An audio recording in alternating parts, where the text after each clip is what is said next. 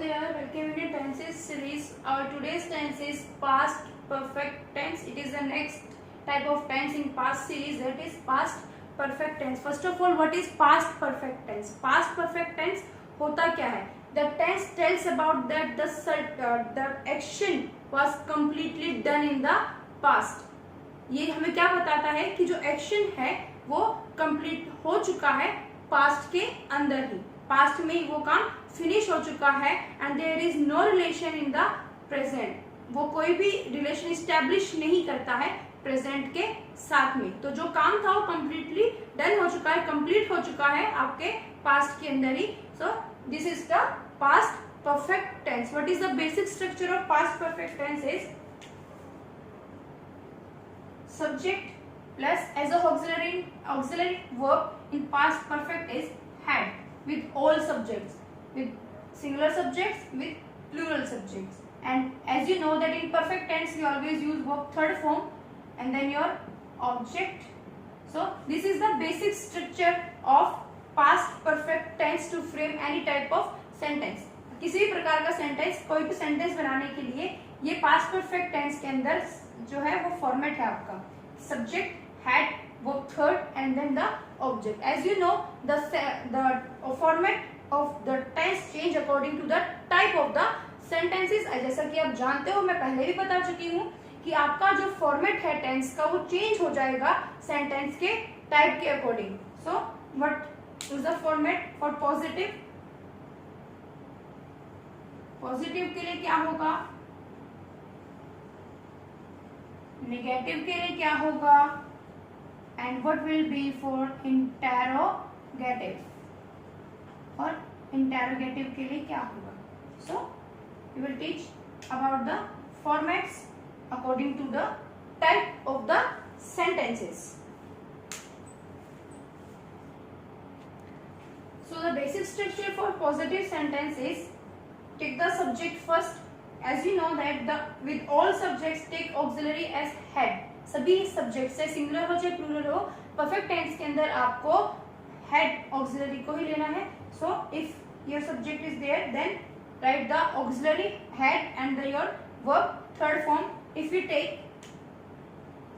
The verb play, then how can you frame the sentences that I had played, we had played, you had played, they had played, he had played, she had played, it had played, now Shivam had played, Rahul had played, Geeta had played. Like that you can frame the sentences in positive or affirmative sentences.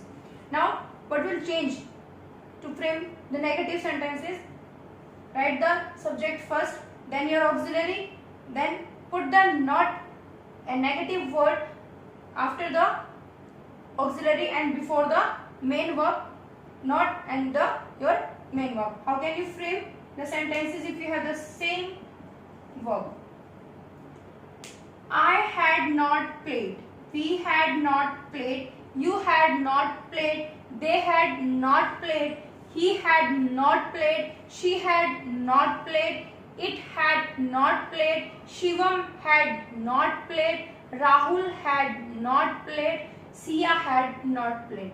So like that you can frame the sentences into negative, and through this way you can change the positive sentence into negative. Put the not before the main verb and after the auxiliary verb, and easily you can change the positive sentence into negative. So इस तरीके से आप बहुत आसानी से positive से एक negative sentence के अंदर चेंज कर सकते हो. सिर्फ आपको क्या करना है, आपकी ऑक्सिलरी के बाद और आपकी मेन वर्ब से पहले आपको एक नेगेटिव वर्ड नोट लगा देना है, जिससे कि आपका सेंटेंस जो है किसमें चेंज हो जाएगा, नेगेटिव के अंदर चेंज हो जाएगा. Now the next one is interrogative sentences. How can we frame the interrogative sentences in past perfect tense? First of all take the auxiliary first. As you know the rule of interrogative, जैसा कि आप जानते हो interrogative का rule है कि आपको auxiliary को पहले लेके आना होता है.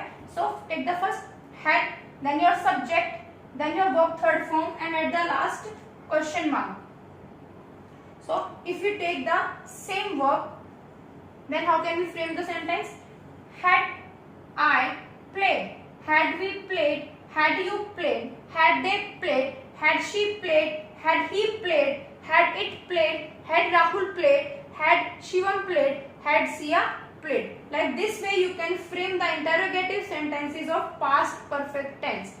To frame the sentence into interrogative negative sentences, you have to put a not before the verb third form, and you can easily frame the sentence into interrogative negative. आपको सिर्फ इंटेरोगेटिव नेगेटिव सेंटेंस बनाने के लिए क्या करना है, same structure लेना है इंटेरोगेटिव का, बस उसमें क्या करना है, आपकी वर्ब थर्ड से पहले आपको नॉट लगा देना है. Okay, if you take the same verb to frame the sentences, had I not played, had we not played, had you not played, had they not played, had he not played, had she not played, had it not played, had Rahul not played, had Shivam not played. Like that you can frame the sentences of past perfect tense according to the type of the sentences. ये थे आपके basic structure according to the type of the sentence. Sentence के प्रकार, sentence के type के according format थे, जिसके अंदर इसके फॉर्मेट के थ्रू आप सेंटेंसेस बना सकते हो पास्ट परफेक्ट टेंस के लिए. Now the uses of past perfect tense. Before going to the uses, first of all take a look difference between, take a look on the differences of simple past tense and past perfect tense. Past perfect tense के uses पे जाने से पहले आप differences देखिए simple past tense के और past perfect के अंदर, कि किस टाइप के सेंटेंस में किस चीज, कौन से एक्शन के लिए हमें सिंपल पास्ट टेंस का यूज करना होता है और कौन से एक्शन को एक्सप्रेस करने के लिए हमें पास्ट परफेक्ट का यूज करना होता है. Now there are some differences and the uses between the simple past and past perfect, differences and some uses of past perfect tense where we cannot use past perfect tense. First one is to narrate past events in the order. If we narrate an events in the past tense and it was in a simple order, आपका जो event है, आपका जो action है, आप action के बारे में बता रहे हो पास्ट के, और अगर वो एक ऑर्डर के अंदर है तो वहां पर आपको सिंपल पास्ट टेंस का यूज करना है. For example, I finish the paper, मैंने अपना काम खत्म किया, मैंने अपना पेपर फिनिश किया and handed it over to the examiner, और काम फिनिश करने के बाद मैंने अपना पेपर हैंड ओवर कर दिया अपने एग्जामिनर को, हैंडेड ओवर. ओके, सो ये जो दोनों आपके एक्शन हुए किसमें हुए, सीक्वेंस में हुए, कि आपने पहले अपना काम फिनिश किया, फिर आपने अपना जो पेपर था उसको फिनिश करके आपने हैंड ओवर कर दिया अपने एग्जामिनर को. तो एक सीक्वेंस था, एक अरेंजमेंट था जिसको आपने फॉलो किया, एक नरेशन था. Okay, now if your order not followed in the past, अगर आपके जो इवेंट्स है, आपका जो एक्शन है उसका ऑर्डर फॉलो नहीं हो पाता है, कोई काम आगे पीछे हो जाता है, तो इसमें आपको जो काम पहले हुआ उसको एक्सप्रेस करने के लिए पास्ट परफेक्ट टेंस का यूज करना होता है to indicate the earlier event. जो काम पहले हुआ है उसको इंडिकेट करने के लिए आपको किसका यूज करना होगा, पास्ट परफेक्ट टेंस का. आपको ये ध्यान रखना डिफरेंस क्या है, कि अगर आपका इवेंट एक बिल्कुल एक उसके अंदर है, अरेंजमेंट के अंदर, एक ऑर्डर के अंदर है, तो आपको किसका यूज करना है, सिंपल पास्ट टेंस का. दोनों ही इवेंट्स के लिए, दोनों तीनों जितने भी इवेंट्स आप उसके अंदर ऐड करते जाओगे उन सब के लिए आपको सिंपल पास्ट टेंस का यूज करना है. बट अगर आपका इवेंट ऑर्डर फॉलो नहीं करता है, दैट मीन्स अगर आपका एक्शन आगे पीछे हो रहा है, तब उस टाइम पे आपको जो एक्शन पहले हुआ, अर्लियर एक्शन को एक्सप्रेस करने के लिए, अर्लियर इवेंट को एक्सप्रेस करने के लिए आपको पास्ट परफेक्ट टेंस का यूज करना है. Okay, now the take the look on the example. Before returning home, घर आने से पहले, I had already handed over the paper to the examiner. अब इसमें काम क्या हुआ, इवेंट क्या हुआ, ऑर्डर क्या आपका उल्टा पुल्टा हो गया. अब घर बाद में आए हो, आपने हैंड ओवर पहले कर दिया, लेकिन आप बता क्या रहे हो कि मैं घर आ रहा हूं और मैंने हैंड ओवर, यानी कि इसमें सीक्वेंस नहीं है काम का.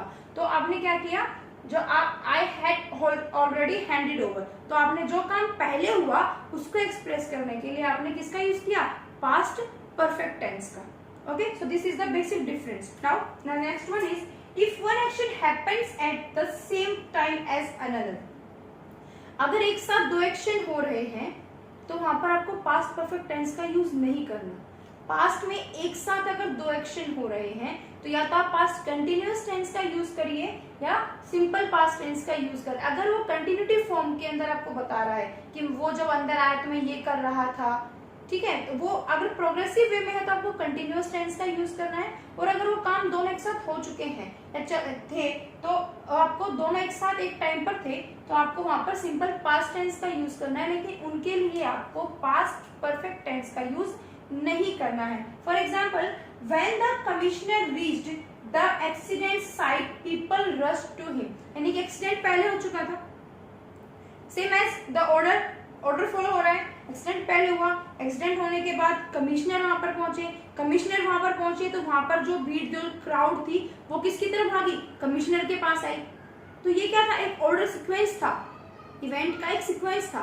और जब आपके इवेंट सीक्वेंस में होंगे, ऑर्डर के अंदर होंगे, तो उनको एक्सप्रेस करने के लिए हमको किसका यूज करना है, सिंपल पास्ट टेंस का। ओके, तो इसमें आपको पास्ट परफेक्ट टेंस का यूज नहीं करना है। हाँ, अगर ये ऑर्डर चेंज हो जाता, इवेंट्स का ऑर्डर अगर डिस्टर्ब हो जाता, तो जो काम पहले हुआ उसको एक्सप्रेस करने के लिए हम पास्ट परफेक्ट टेंस का यूज करते हैं। लेकिन ये ऑर्डर फॉलो हो रहा है तो हम पास्ट परफेक्ट टेंस का यूज हम नहीं करेंगे। हम ये नहीं कह सकते when the commissioner had reached, it is wrong, तो ये गलत हो जाएगा। ठीक है, now the next is if one action comes immediately after the other and is connected to it.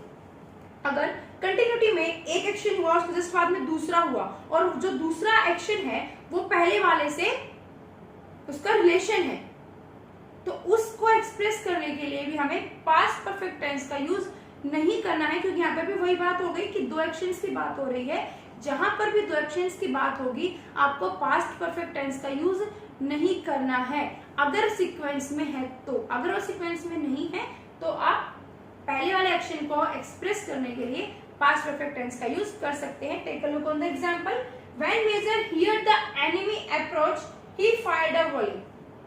जैसे उनको सुनाई दिया, जैसे उन्हें पता चला कि एनिमी जो उनके शत्रु में पहुंच चुके हैं, तो यानी कि पहले शत्रु पहुंचे फिर उनको सुनाई दिया कि सीक्वेंस एक ऑर्डर के अंदर है, ऑर्डर डिस्टर्ब नहीं हुआ, इसलिए हमने सिंपल पास्ट टेंस का यूज किया है। अगर ऑर्डर डिस्टर्ब हो जाता तो हम पास्ट परफेक्ट का यूज करते पहले वाले काम को एक्सप्रेस करने के लिए। So these are the basic differences between the simple past tense and past perfect tense. And yes, this the uses also, that where we cannot use the past perfect tense and where we can use the past perfect tense, which type of action denotes by the past perfect tense। ये कुछ differences थे simple past tense और past perfect के लिए। Uses भी थे past perfect tense के कि कहां पर हमको पास्ट परफेक्ट टेंस को यूज करना है और कहां हमें पास्ट परफेक्ट टेंस को यूज नहीं करना है।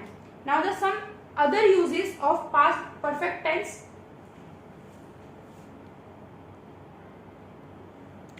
Now the some other uses of past perfect tense are, first one is to express an action completed before a certain time in the past। उस एक्शन को एक्सप्रेस करने के लिए जो एक पर्टिकुलर सर्टेन टाइम तक फिनिश हो गया था, परफेक्टली डन हो चुका था, उस एक्शन को एक्सप्रेस करने के लिए हम पास्ट परफेक्ट टेंस का यूज करते हैं। Take a look on the example, at 6 AM Shaina had left for the station. सही 6 बजे शाइना लेफ्ट कर चुकी थी अपने घर को स्टेशन पहुंचने के लिए। सो एक सर्टेन टाइम था जिसके अंदर उसने वो एक्शन कंप्लीट कर लिया था। So to express an action completed before a certain time in the past। Now the next use is to express a past action which had been completed before another past action that I have told you। जैसे कि मैंने अभी आपको बताया था कि जब दो एक्शंस की बात हो रही हो और जब दो एक्शंस में हम उसके अंदर एक सीक्वेंस एक ऑर्डर नहीं हो, तो जो एक्शन पहले हुआ होता है उसको एक्सप्रेस करने के लिए हम पास्ट परफेक्ट टेंस का यूज करते हैं, और जो एक्शन बाद में होता है उसको एक्सप्रेस करने के लिए हम सिंपल पास्ट टेंस का यूज करते हैं। For example, we had checked all rooms. मैंने सभी कमरे अच्छे से देखे, मैं अच्छे सभी जो कमरे थे अच्छे से चेक कर चुका था, हम सबने rooms, before we went out to search for food. मतलब रूम से बाहर आने से पहले हमने रूम्स को चेक कर लिया था बहुत अच्छे से। जब हम बाहर निकले खाने को ढूंढने, खाना सर्च करने के लिए जब हम बाहर जा रहे थे, वहां जाने से पहले हमने रूम्स को बहुत अच्छे से चेक कर लिया था। तो दैट मींस काम पहले कौन सा हुआ था, रूम को चेक करने वाला। So here you can see that we had check. तो काम पहले कौन सा हुआ, तो रूम को चेक करने वाला, इसलिए हमने उसके साथ किसका यूज किया, पास्ट परफेक्ट टेंस का। लेकिन जो दूसरा काम था वो जाने का था, इसलिए हमने वहां पे यूज किया सिंपल पास्ट टेंस का। ठीक है, तो जो अगर दो एक्शंस हो रहे हैं और उसमें एक सीक्वेंस नहीं है, तो जो काम पहले होगा उसको एक्सप्रेस करने के लिए हम किसका यूज करेंगे, पास्ट परफेक्ट टेंस का, और दूसरे के साथ हम यूज करेंगे किसका, सिंपल पास्ट टेंस का। Now the next and last rule is to express unfulfilled desires and impossible condition of the past.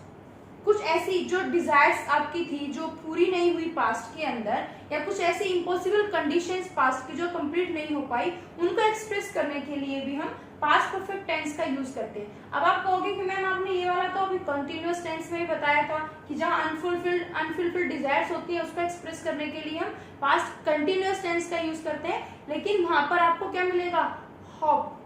कुछ वर्ड्स जो मैंने आपको प्रॉपरली बताए थे, आपको वहां पर वो वर्ड्स मिलेंगे। क्या क्या थे वो वर्ड्स, एक तो होप था और दूसरा वर्ड कौन सा था, होप और प्लान। या तो आपको वर्ड मिलेगा होप या आपको प्लान, उन वर्ड्स के साथ आपको मिलेगा, तो आपको वहां पास्ट कंटिन्यूअस टेंस का यूज करना है। अगर वो वर्ड्स आपको नहीं मिलते हैं तो आपको पास्ट परफेक्ट टेंस का यूज करना है। For example, I wish I had worked a little harder before the exam but I didn't. लेकिन मैंने ऐसा नहीं किया कि मैं उम्मीद कर रहा हूँ कि काश कि मैंने एग्जाम से पहले कड़ी मेहनत की होती जिससे मेरे अच्छे नंबर आ जाते, लेकिन मैंने ऐसा नहीं किया। तो ये क्या हो गई, आपकी अनफुलफिल्ड डिजायर्स, जो पूरी नहीं हो पाई वो इच्छा हुई। So this is the past perfect tense. So now we will teach about the past perfect continuous tense. It is the last tense of past. Okay.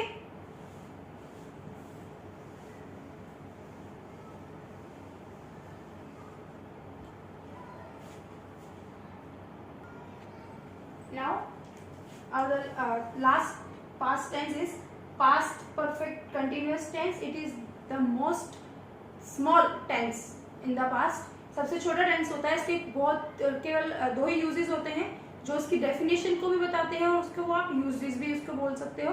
So first of all, what is the past perfect continuous tense. क्या होता है past perfect continuous tense, किस type के action को express करने के लिए हम पास्ट परफेक्ट कंटिन्यूअस टेंस का यूज करते हैं, किसके लिए करते हैं, to expression action that happens in the past in certain time.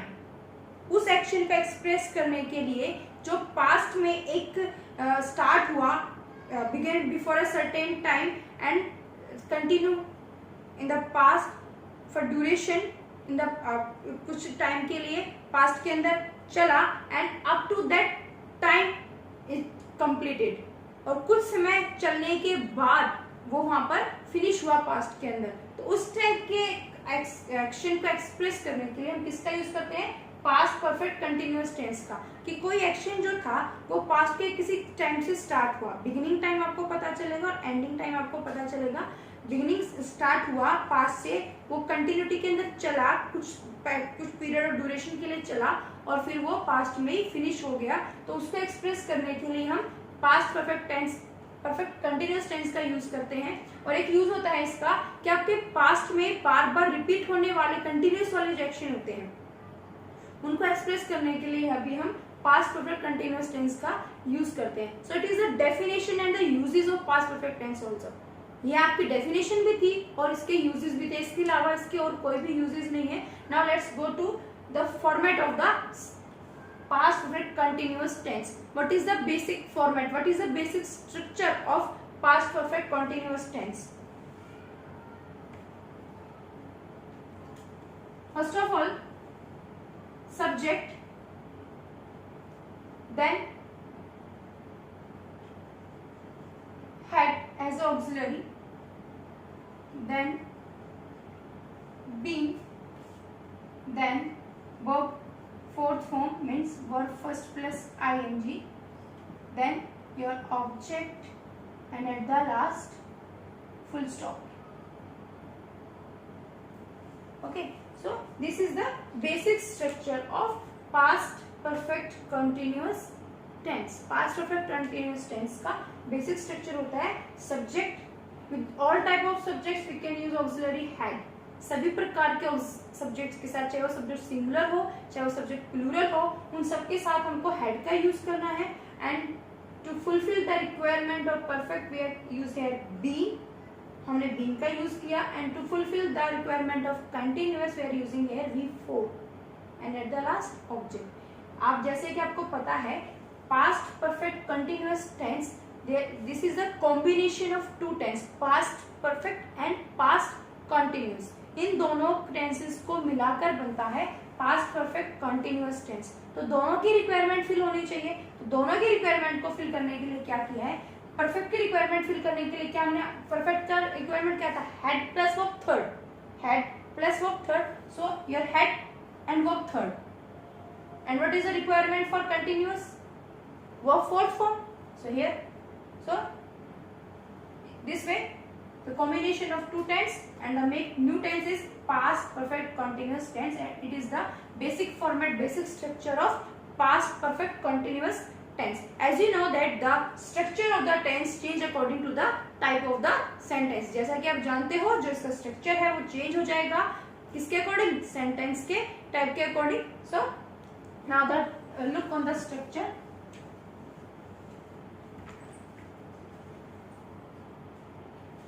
So now this is the basic structures of past perfect tense according to the type of the sentence. First one is positive or affirmative.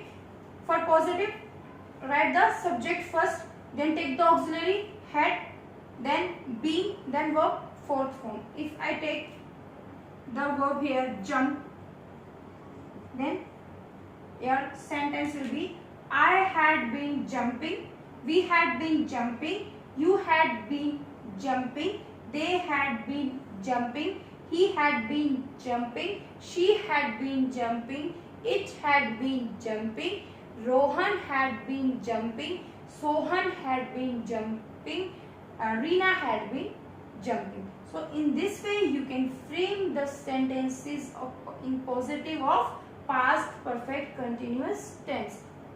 ये आपके सभी subjects हैं. जैसा कि आपको पता है आपका चाहे सब्जेक्ट सिंगुलर हो चाहे प्लूरल हो, पास्ट परफेक्ट कंटिन्यूअस टेंस के अंदर आपको ऑक्सिलरी हमेशा हैड ही यूज करनी है सभी टाइप के सब्जेक्ट्स के साथ, सिंगुलर और प्लूरल दोनों के साथ. देन आपको बीन यूज करना है, देन आपको वर्ब की फोर्थ फॉर्म का यूज करना है.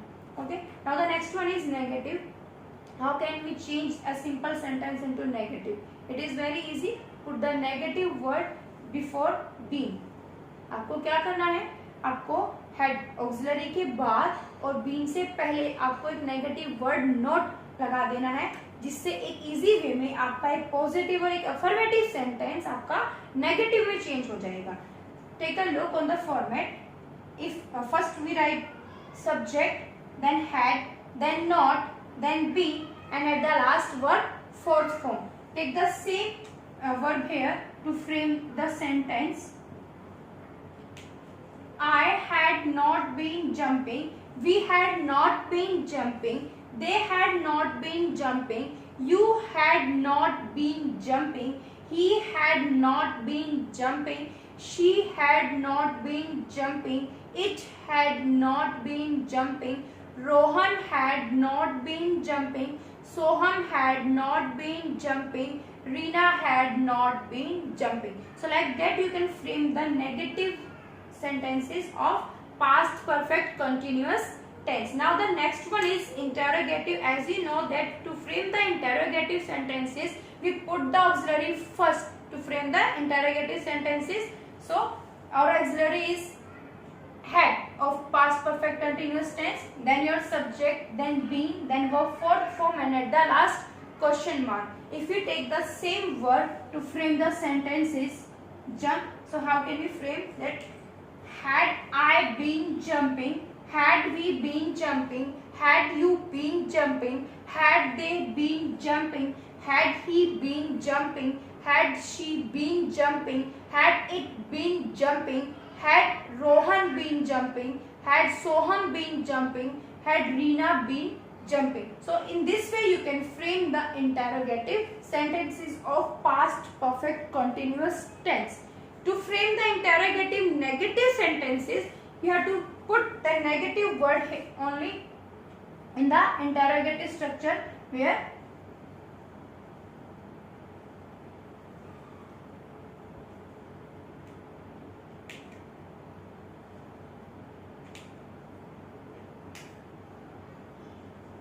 not plus been plus verb form and at the last question mark. Okay, to frame interrogative negative sentences, put the negative word not before the subject, before the being and after the subject. सिर्फ क्या करना है, किसी भी एक interrogative sentence को interrogative negative sentence में change करने के लिए आपको सब्जेक्ट के बाद नोट लगाना है, बीन से पहले आपको नोट लगाना है और आपका सेंटेंस का फॉर्मेशन इंटेरोगेटिव नेगेटिव के अंदर चेंज हो जाएगा. अगर हम सेम एग्जाम्पल के तौर पर वर्ब को लेते हैं तो हम कैसे बनाएंगे interrogative negative sentences. How can we frame? Had I not been jumping, had we not been jumping, had you not been jumping, had they not been jumping, had he not been jumping, had she not been jumping, had it not been jumping, had Rohan not been jumping, had Sohan not been jumping, had Reena not been jumping. So in this way you can frame the interrogative negative sentences of past perfect continuous tense. So students, these are the basic format to frame the sentences of past perfect continuous tense. According to the sentence type, you can frame the past perfect continuous sentences.